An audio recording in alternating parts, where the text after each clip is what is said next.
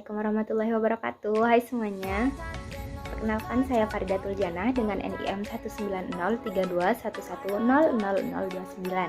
Saya berasal dari kelas TPAP, Program Studi Agribisnis Fakultas Pertanian Universitas Trunojoyo Madura. Di sini saya akan menjelaskan terkait analisis tata niaga produk agribisnis berupa komoditas lorcu di Pasar Desa Panempan, Kabupaten Pamekasan.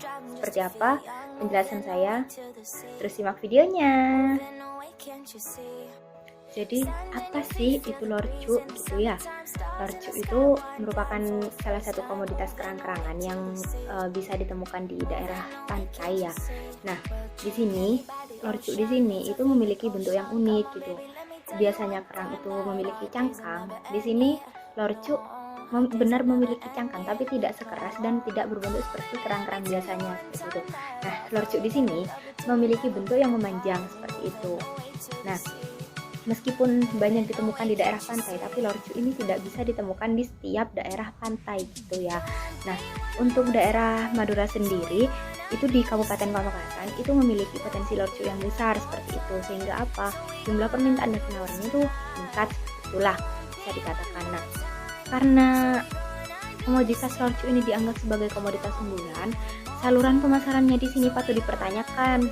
Apakah sudah efisien apa enggak tuh gitu ya saluran pemasarannya. Nah, dari adanya analisis tata niaga di sini kita akan mempelajari terkait saluran pemasarannya, tingkat harganya, struktur pasarnya. Bisa dibilang kita akan menganalisis SCP-nya gitu, struktur, kondak, dan performa dari pasarnya itu sendiri seperti apa kan. Oke, selanjutnya yang akan saya bahas adalah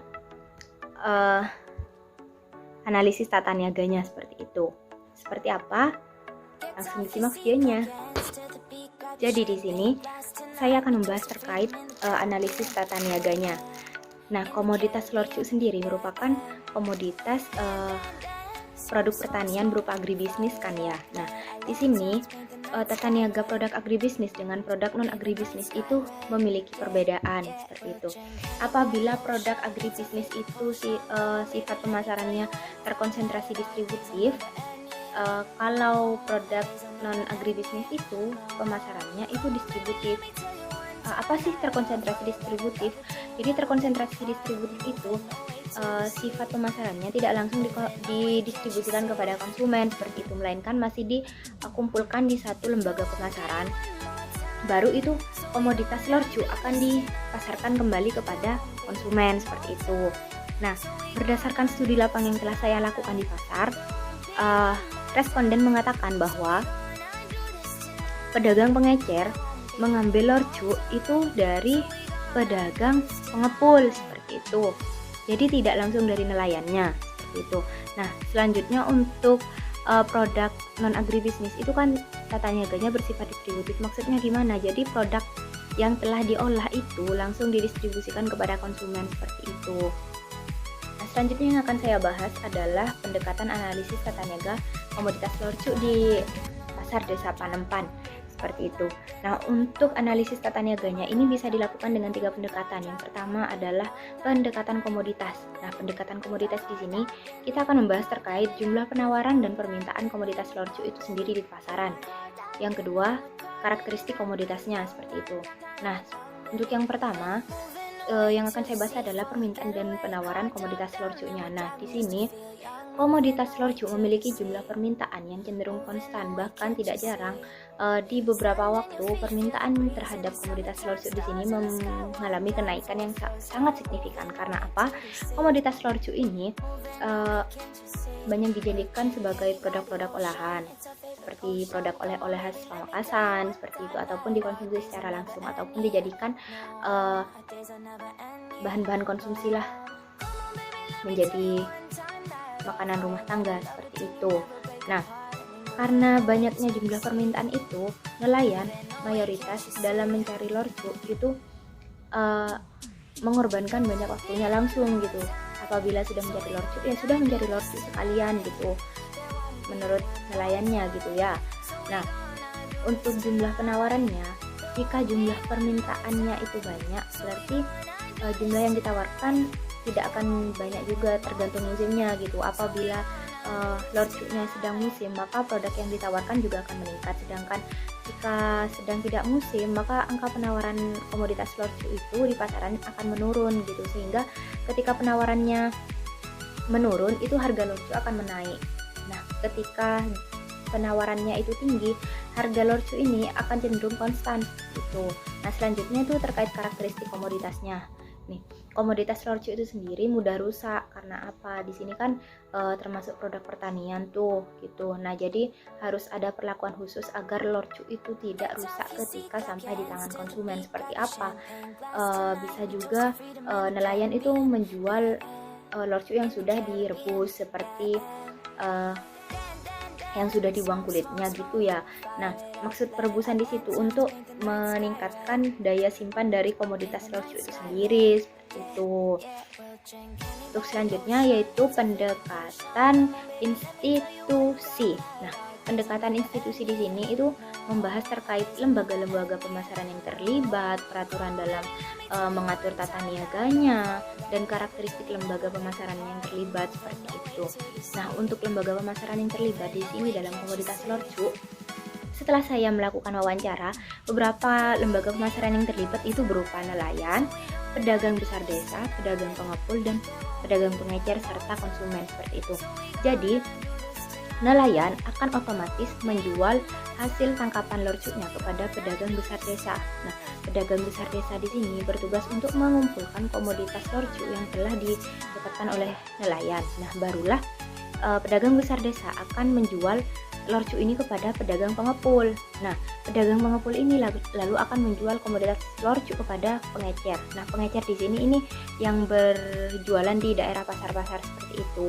Jadinya nanti pedagang pengecer ini akan langsung menjual komoditas lorcuk kepada konsumen, seperti itu. Nah, untuk pengaturan dalam tata niaganya itu komoditas lorcuk di Kabupaten Pamekasan secara tidak tertulis atau sudah menjadi kebiasaan untuk nelayan akan menjual produknya, komoditas lorcuk itu kepada pedagang besar desa, seperti itu. Jadi untuk nelayan itu menjual komoditas kepada konsumen akan memikirkan dua kali gitu, karena apa? Sudah biasa memasarkan produknya langsung kepada pedagang besar desa gitu. Meskipun ada nelayan yang langsung menjual lorcuknya itu ke konsumen, itu pun konsumen yang mendatangi nelayan gitu, bukan nelayan yang mendatangi konsumen untuk menjual lorcuknya itu gitu. Nah, untuk yang ketiga itu karakteristik lembaga pemasaran. Nah, di sini karakteristik lembaga pemasaran itu memiliki sifatnya masing-masing. Di sini nelayan tidak menentukan harga untuk komoditas lorcuknya. Yang menentukan harga yaitu pedagang besar desa, seperti itu. Nah, pedagang besar desa di sini juga akan menentukan harga yang akan diberikan kepada pedagang pengepul, seperti itu. Begitupun seterusnya sampai pada tingkat konsumen. Jadi nanti setelah pedagang pengepul membeli komoditas ke pedagang besar, pedagang pengepul juga akan memberikan kebijakan harga yang harus dipatuhi oleh pedagang pengecer, seperti itu. Nah, tidak jarang di antara saluran pemasaran pedagang pengepul dengan pedagang pengecer ini tidak jarang juga terjadi tawar-menawar. Begitupun pula ketika pedagang pengecer menjual komoditas lorcuk kepada konsumen, itu banyak terjadi kondisi tawar-menawar, seperti itu. Hal tersebut terjadi karena mayoritas konsumen setelah saya wawancarai itu mengatakan bahwa ketika lorcuk sudah berada di tangan pedagang pengecer, itu harganya mendadak melambung tinggi, seperti itu. Jadi konsumen itu merasa tidak efisien, seperti itu, dengan harga yang ditetapkan. Untuk pendekatan yang ketiga adalah pendekatan fungsi. Nah, di sini terdapat dua pembahasan, yaitu fungsi fasilitas dan fungsi fisiknya, seperti itu. Nah, fungsi fasilitas ini berupa apa? Fungsi fasilitas di sini berupa fasilitas-fasilitas yang diberikan untuk komoditas lorcuknya, seperti fasilitas penyimpanan ataupun fasilitas pengolahan, seperti itu.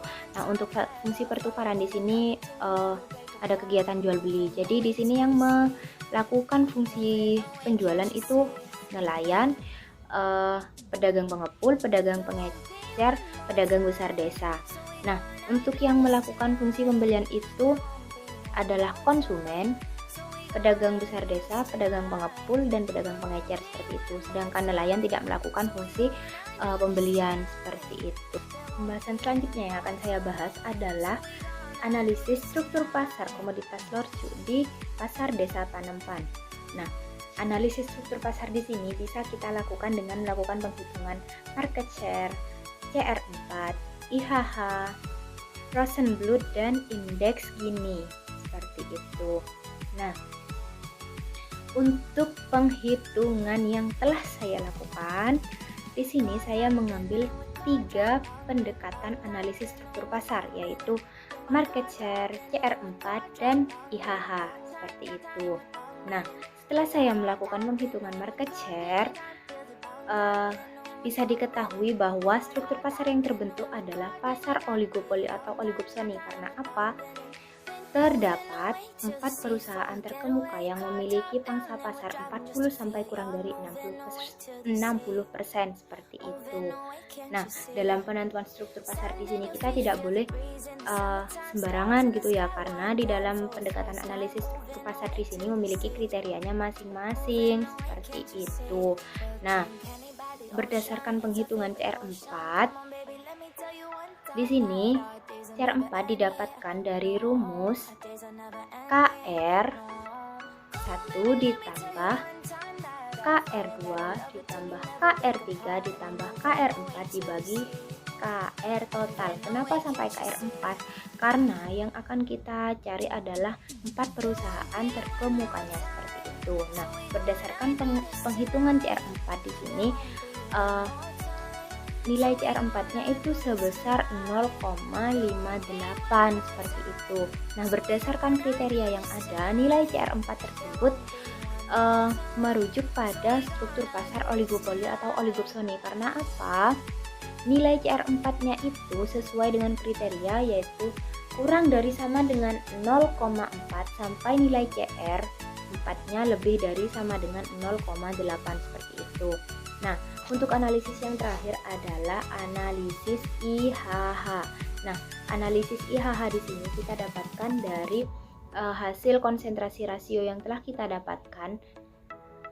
Itu kita olahlah datanya sehingga mendapatkan hasil IHH dan persentase IHH-nya. Nah, berdasarkan penghitungan IHH di sini, struktur pasar yang terbentuk merupakan oligopoli atau oligopsoni. Nah, jika dibandingkan dengan kriteria IHH yang ada, nilai IHH-nya yang kita dapatkan adalah sebesar 0,12.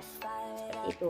Menunjukkan struktur pasar yang terbentuk adalah oligopoli atau oligopsoni karena nilai 0,12 ini sejalan dengan kriteria yang senilai lebih dari 0 dan kurang dari 1 seperti itu, sehingga membentuk suatu struktur pasar oligopoli atau oligopsoni seperti itu.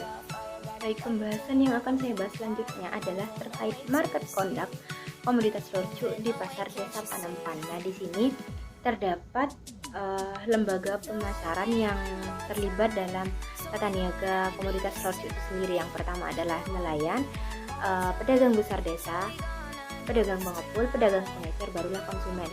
Pada market conduct di sini terdapat 2 pokok bahasan, yaitu fungsi pemasaran dan saluran pemasaran komoditas lorcu itu sendiri. Nah, untuk fungsi pemasaran di sini terdiri dari fungsi penjualan, fungsi pembelian, fungsi penyimpanan, fungsi transportasi, fungsi pemilihan, dan fungsi informasi pasar seperti itu. Untuk fungsi penjualan di sini dilakukan oleh semua lembaga pemasaran kecuali konsumen, karena konsumen hanya menjalankan fungsi pembelian saja seperti itu. Nah, untuk fungsi pembelian di sini dilakukan oleh pedagang besar, pedagang pengepul, pedagang pengecer, konsumen, kecuali oleh nelayan, karena nelayan merupakan distributor utama, gitu, produsen pertama seperti itu yang menghasilkan komoditas lorcu seperti itu. Untuk fungsi penyimpanan di sini yang melakukannya adalah nelayan, ada pedagang besar, ada pedagang pengepul, ada pedagang pengecer seperti itu. Nah, untuk konsumen dia tidak melakukan fungsi penyimpanan seperti itu. Untuk fungsi transportasi di sini yang melakukannya adalah hanya pedagang besar desa, pedagang pengepul, dan pedagang pengecer seperti itu. Sedangkan nelayan dan konsumen itu tidak melakukan fungsi pemasaran tersebut gitu. Nah, untuk fungsi pemilihan di sini yang tidak melakukan hanya nelayan dan pedagang besar desa. Karena apa? Mereka dalam melakukan pemasaran komoditas lorcu di sini mereka sistemnya tidak melakukan penyortiran gitu. Langsung jika nelayan mendapatkan hasil sekian kilo, ya sekian kilo itu dijual kepada pedagang besar desa seperti itu. Nah, barulah pedagang besar desa tanpa melakukan penyortiran lagi itu langsung menjual komoditas itu kepada pedagang pengepul. Barulah di pedagang pengepul di sini lorcu-lorcu yang tidak layak makan ataupun tidak memenuhi syarat dan kualitas itu dipilah dan dipilih gitu. Jadi disortir gitu lorcunya di tingkat pedagang pengepul dan pedagang pengecer serta konsumen. Kenapa konsumen menjalankan fungsi pemasaran ini? Karena dalam membeli komoditas lorcu, konsumen pasti memilih komoditas yang memiliki kualitas tinggi. Seperti itu, tidak mungkin memilih kualitasnya yang rendahan gitu, karena kan akan tidak enak dan tidak bergizi juga gitu kan ya ketika makanan itu disantap gitu.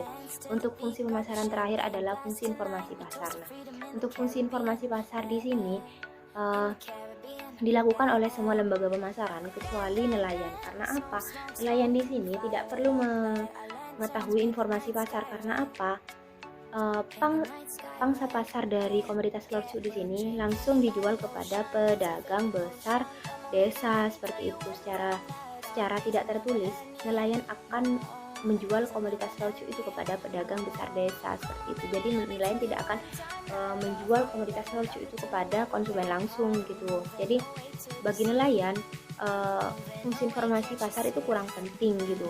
Barulah ketika kepada pedagang besar desa, pedagang pengepul ataupun pedagang pengecer, barulah informasi pasar itu sangat dibutuhkan. Karena apa? Untuk mengetahui tingkat persaingan yang ada di suatu pasar seperti itu. Nah, untuk pokok bahasan terakhir yang akan saya jelaskan yaitu terkait market performance komoditas lorcu di pasar desa Panampan seperti itu. Nah, pada bahasan kali ini terdapat dua pokok bahasan yang akan saya bahas, yaitu terkait analisis farmer share dan marginnya gitu ya. Nah, untuk analisis farmer share di sini kita dapat menghitungnya menggunakan rumus PF dibagi PR dikalikan dengan 100% seperti itu. Nah, berdasarkan nilai perhitungan yang ada, didapatkan nilai farmer share sebesar 7% seperti itu. Untuk margin pemasarannya di sini terdapat 3 saluran pemasaran tuh. Jadinya margin pemasarannya tuh tiap saluran itu berbeda seperti itu. Untuk margin pemasaran dari saluran pemasaran 1 itu sebesar 52.000, untuk saluran pemasaran 2 itu besar marginnya sebesar 35.000, dan saluran pemasaran 3 itu nilai margin pemasarannya sebesar 30.000. Nah, margin pemasaran yang semakin kecil itu menyebabkan tingkat efisiensi pasar itu terjadi gitu. Tingkat efisiensi harganya itu terjadi karena apa? Tidak banyak terjadi perbedaan harga gitu di tiap tingkat lembaga pemasarannya seperti itu. Jadi pemasaran itu dikatakan efisien ketika saluran pemasarannya tidak panjang dan biaya marginnya itu besar seperti itu. Nah, teman-teman, sekian dulu penjelasan dari saya. Kurang lebihnya saya mohon maaf. Semoga penjelasan dari saya dapat membantu dari pengetahuan teman-teman. Kurang lebihnya saya mohon maaf. Wassalamualaikum warahmatullahi wabarakatuh. Dadah.